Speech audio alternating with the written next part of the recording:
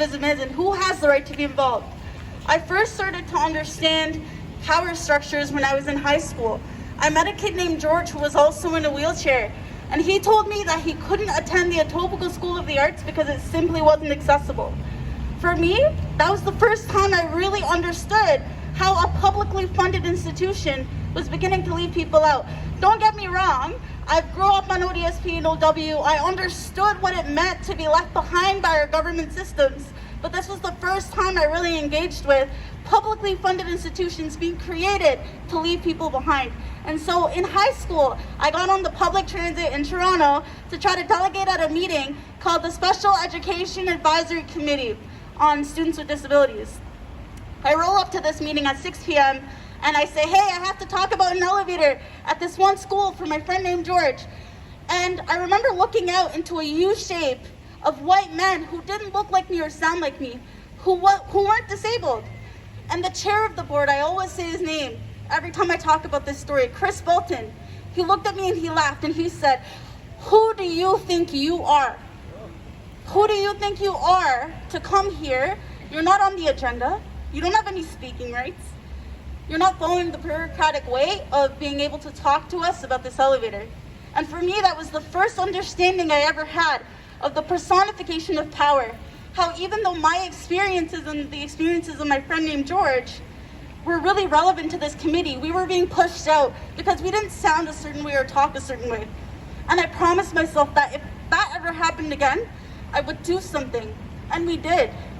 Since then, I've been obsessed with the question of how do we build enough power to change the systems that are harming us?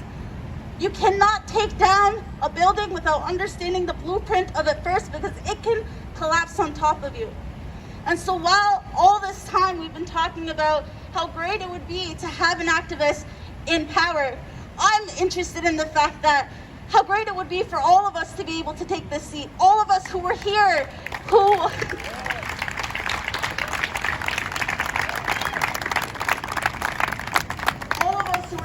I'm looking out and I see almost everyone who either delivered caremongering packages, who volunteered, who stood outside with us when we were fighting against police brutality, who stood outside with us when we were talking about homelessness in our community and how people were being left behind, who answered the calls when we annoyed you to come knock doors on elections each and every time you guys showed up.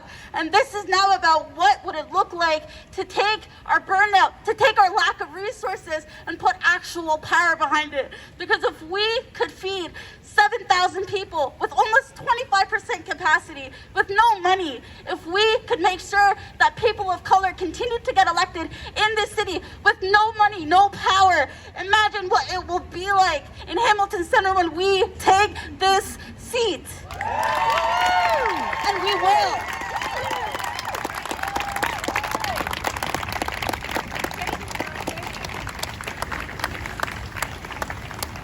I acknowledge that I am not yet a candidate, and I very much intend to learn about the nomination process along the way.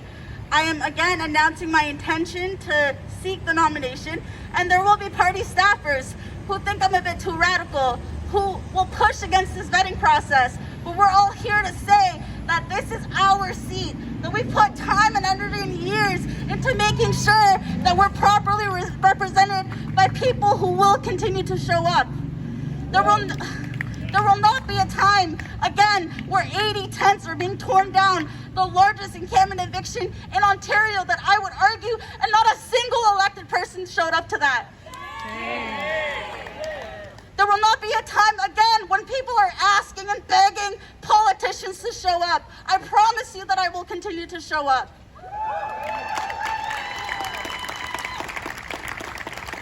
And I also want to take this time to thank former MPP Rima Burns-McGowan for showing up here today, current elected official Narinder Nan for Ward 3 for showing up and supporting today, and all the other people online who have expressed support. We appreciate you, but this fight is not over. It's only the beginning. We need to make sure that we win the nomination process, and here's how we do that.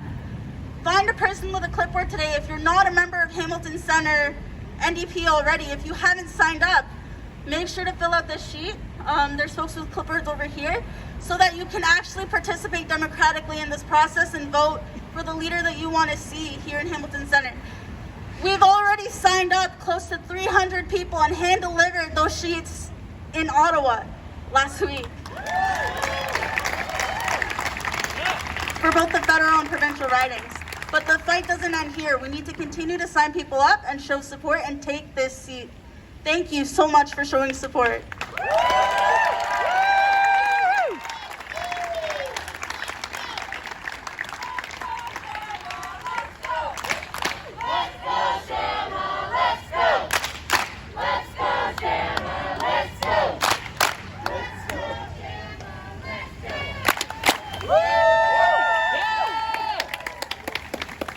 So once again, if you are interested in signing up for NDP membership, understand what's at stake here. Understand that this is, again, an opportunity for change.